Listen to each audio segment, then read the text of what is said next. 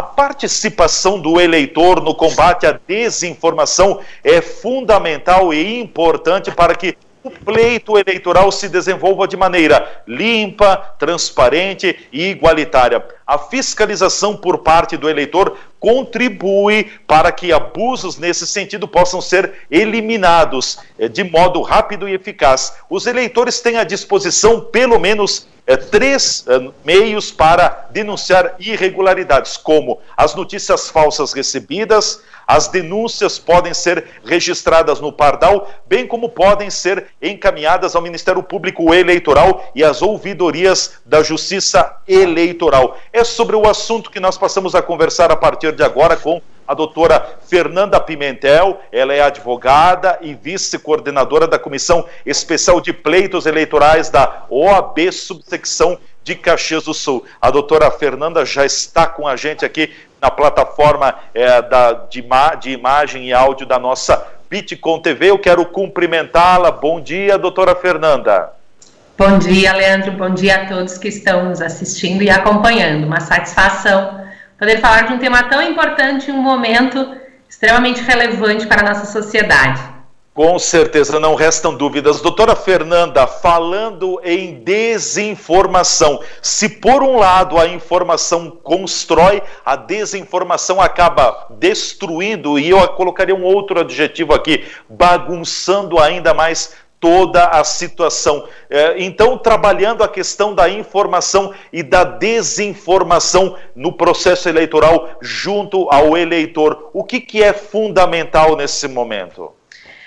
Leandro, nós estamos falando de paixões, né? A cada 4 anos as pessoas se reúnem para discutir de suas paixões. Vejam que é um desafio grande, inclusive para nós nas rotinas diárias. Então, fazer isso com um tempo tão grande, com intervalos tão grandes, sempre acaba comprometendo o resultado.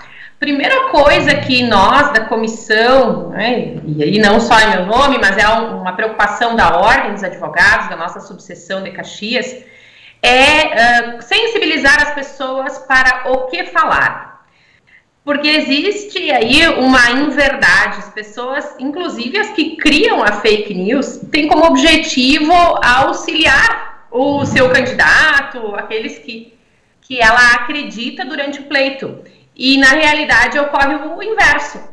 Quando você traz uma fake news, você não auxilia sequer aquele que você quer proteger ou aquele que você quer efetivamente lançar para o alto. Então, tu falaste muito bem, a palavra-chave para combater a fake news é a informação. Né? Conhecer que sequer dá bom resultado fake news. Né? Além de ações judiciais, problemas aí com o Poder Judiciário, você não traz benefícios para o seu candidato, para o outro, para nenhum envolvido. É uma propagação de mensagens fraudadas que só o que fazem é comprometer ainda mais a celeridade necessária da informação. E a gente sabe que uma desinformação causa um estrago muito grande, traz um transtorno grande e acaba prejudicando e colocando em dúvida o próprio eleitor, o próprio cidadão também. Então, depois que uma desinformação ela é plantada para eliminar os seus efeitos, talvez leve algum tempo, né, doutora Fernanda? Mas mais do que isso, Leandro, que as pessoas acabam não refletindo é que uma fake news que eu lanço, ela prejudica, inclusive, o meu objetivo. Porque aí a gente tem que também fazer uma divisão, né? Existem fake news, existe uma infinidade de fake news, mas basicamente se resumem a 2 grandes enfoques. Um é macular, invalidar a legalidade do pleito eleitoral, então tem sempre como objetivo a urna é fraudada, o sistema não funciona, o meu voto não é aquele que eu dei, eu preciso de papel para provar que votei em A, B ou C. Então ela é generalizada. É ainda mais grave porque ela acaba servindo para as pessoas se desestimularem à participação. Tá? Então temos que ser muito cuidadosos com isso, pessoal. Não que não exista possibilidade jamais de ter uma fraude, mas o processo eleitoral, o sistema, ele não é falho. Então, até uma dica, né? Quem quer saber se é fake news ou não, olha a coerência do que está sendo falado. Segundo, daí são aquelas fake news direcionadas para um candidato, para o candidato A, para o candidato B, para o candidato C. Ao contrário do que as pessoas imaginam ao propagar essa informação, não vou entrar nem nos dados jurídicos, né? Nem nas implicações processuais que vão depois do pleito acompanhar. Mas não traz benefício nenhum. Quem já é daquele determinado candidato propaga sabendo que no fundo não é verdade. E quem é do outro, quem está em dúvida, hoje em dia já está tão claro isso de fake news, que eu maculo mais meu candidato se eu lançar uma fake news do que prejudico o outro. Então aí também fica uma boa reflexão. Bom, falando um pouquinho mais também, doutora, sobre a forma como o eleitor pode checar essas possíveis fake news, estas desinformações aliadas ao processo eleitoral. Quais são os passos, o que é recomendável? Porque tem aquele ditado, quando a graça é demais, até o santo fica com o pé atrás, né? Coisas muito simples, né? Volto à minha fala inicial. Falamos de paixões. Primeiro lugar, pare e pense. Aquilo que está sendo dito tem alguma coerência? Tem relevância? Segundo passo, que é um elemento fácil para identificar se é fake news ou não. O tempo. Qual foi a data daquela informação? Ela realmente é verdadeira ou não? E já se vocês observarem, né? Se formos para as redes sociais, as próprias redes sociais, elas têm dispositivos que nos auxiliam a checar a veracidade da informação. Bom, não vou utilizar uma rede social para divulgar, vou colocar pelo WhatsApp ou por algo, vou divulgar falando. Busca ali na internet nos principais sites. Sites de credibilidade, sites confiáveis, fontes confiáveis, sempre vão rapidamente nos mostrar se é uma fake news ou não. Sim, e até porque o próprio Tribunal Superior Eleitoral, o TRE, enfim, a promotoria eleitoral tem toda uma estrutura que, diante de uma eventual fake news ou de desinformação, é possível que o cidadão, que o eleitor, faça essa denúncia junto a estes órgãos. É o caminho correto? E é muito eficiente. E conto para vocês dos bastidores, que em função de estarmos aí respirando o pleito eleitoral 24 horas por dia, a gente acompanha também os outros agentes. O Pardal, por exemplo, é um aplicativo que no celular em 2 minutos você baixa. Se você tirar uma foto, se você enviar os dados mínimos, efetivamente será investigado. Durante a nossa campanha, agora, né, aqui em Caxias, segundo turno também, muita coisa, principalmente aí, né, de redes sociais, foi retirado em função de uma denúncia. Rapidamente chega a promotoria, rapidamente chega ao Poder Judiciário e a pessoa é convidada a retirar sob pena de sofrer sanções de diversas esferas.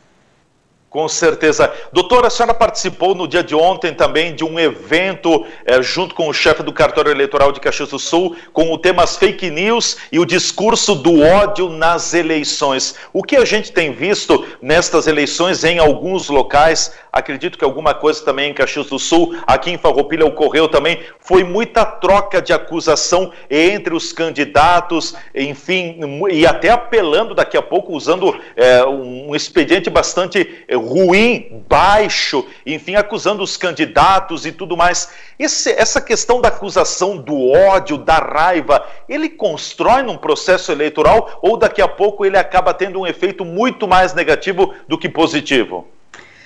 Leandro, vou usar uma frase que nós utilizamos para encerrar nossos debates exatamente nesta noite com o Dr. Edson Borowski.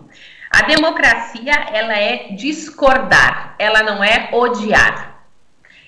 Então, eu posso, devo e vou sempre reforçar os meus ideais, o partido que eu acredito, mesmo que eu não tenha vinculação direta, que não seja, né, alguém que está à frente deste processo de construção da política.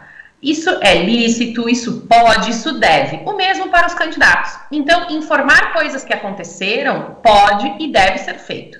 Agora, no momento em que eu coloco um sentimento negativo com o objetivo ou de desvincular, né, da realidade, ou atingir a pessoa do candidato e não o candidato e o cargo, não é agregador, não é lícito, não é legal e acaba, como eu disse antes, né, sendo inclusive um prejuízo para o seu próprio candidato quando você faz isso.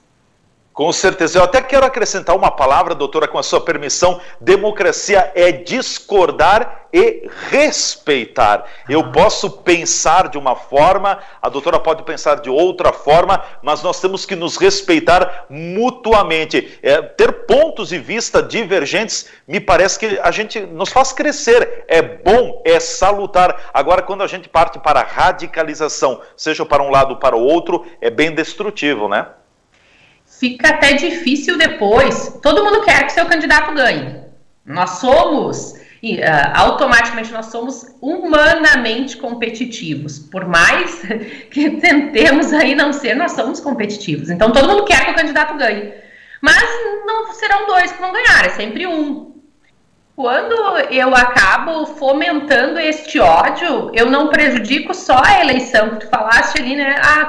Tem prejuízo na eleição? Tem, mas mais do que isso, o prejuízo persiste, porque depois esse ódio ele segue. E aí imagina, né, todo mundo é humano, quem estará lá à frente, é muito melhor o trabalho para todos com este respeito, com toda certeza. Certo. Aproveitando o contato também, porque é a bola da vez, é o assunto do momento. A nossa região ontem foi pega de surpresa também com relação à cassação da candidatura do prefeito e do vice-prefeito eleito do município de Bento Gonçalves. Nos ajude, doutora Fernanda, a contextualizar um pouco esse caso. Enfim, foi uma ação da Justiça Eleitoral em Bento Gonçalves também. Nos fala um pouquinho dessa situação da cassação da candidatura do prefeito eleito de Bento Gonçalves, Diogo Siqueira. Eu não tenho acompanhado pontualmente o processo, né, até porque é da cidade, da comarca de Bento, então não temos envolvimento, mas é possível fazer um link direto com o tema que nós estamos tratando hoje. Não que existam fake news na base da decisão da magistrada, da doutora Romani, mas é um exemplo do que acontece quando nós não utilizamos a informação da forma prevista na legislação. O que está sendo questionado são elementos, informações, dados divulgados através da prefeitura, mas que diretamente interferiram no resultado do pleito, né? Validando, chancelando, dando benefícios na hora do julgamento do eleitor ao escolher o candidato. Então, existem aí vedações sobre postura, tanto de quem está na prefeitura, como dos candidatos, e o prefeito de Bento, o prefeito atual, também vai receber aí alguns chamados para explicações, né, sobre essas pautas vinculadas, se não me engano, no site da prefeitura, mas poderia até confirmar aí, não quero passar a informação, se não me equivoco, é isso, tá? Na verdade, né, doutora, é o chamado uso da máquina pública, é isso, né? Mas aí a gente sempre pensa que precisa ser para algo mentiroso, para algo ruim. Ao contrário, aqui a gente vê, né, uma coisa boa, porque não foi uma mentira propagada, mas eu também tenho que ter cuidado de como utilizar. Claro. Com certeza. Bom, para concluirmos, eu gostaria de deixar o tempo à sua disposição, 2 minutos para um arremate nessa nossa conversa que poderia se estender por muito tempo ainda também. Em Caxias do Sul teremos eleição no domingo, segundo turno, a gente sabe que a disputa é acirrada, enfim, o clima é um pouco tenso também. Que orientação, que dicas a senhora deixa para o eleitorado de Caxias do Sul, doutora? Em primeiro lugar, vote. Claro, né? Estamos em um momento de pandemia, em um momento que nós precisamos ter aí cuidado com algumas restrições, mas se você puder, vote. Esse é o primeiro ponto. Além disso, você quer ajudar seu candidato, faltam poucas horas, está quase terminando o tempo para vender aquilo que é a sua paixão, venda com excelência, leve informações que são relevantes. Então, o que o seu candidato vai fazer, não foque no outro, foque no bem do que você tem. E aí, para finalizar, como eu resolvo para que o próximo ano não tenha fake news? Temos que trabalhar a maturidade, aprender a cuidar do nosso voto durante 4 anos e não durante alguns dias. Então, acompanhem o candidato, descubram o que ele está fazendo, para que não chegue na próxima eleição e talvez tenha condições de inventar as fake news, quando nós sabemos as funções, as atribuições, a vida real da política. E, de novo, repito, não precisa virar, né, ser aquela pessoa que está lá dentro da Câmara, mas tenha o hábito de cuidar do seu voto durante os 4 anos. A melhor forma de combater a fake news é a informação constante. Com certeza. Perfeito. Doutora Fernanda, muito obrigado pelo contato, um forte abraço, um bom final de semana e um bom pleito nesse domingo em Caxias do Sul. Em nome da Ordem dos Advogados de Caxias do Sul, eu que agradeço este espaço e parabenizo a Bitcom, que está tão engajada em fazer a diferença neste momento importante que é o pleito municipal. Forte abraço, um bom fim de semana para todos também.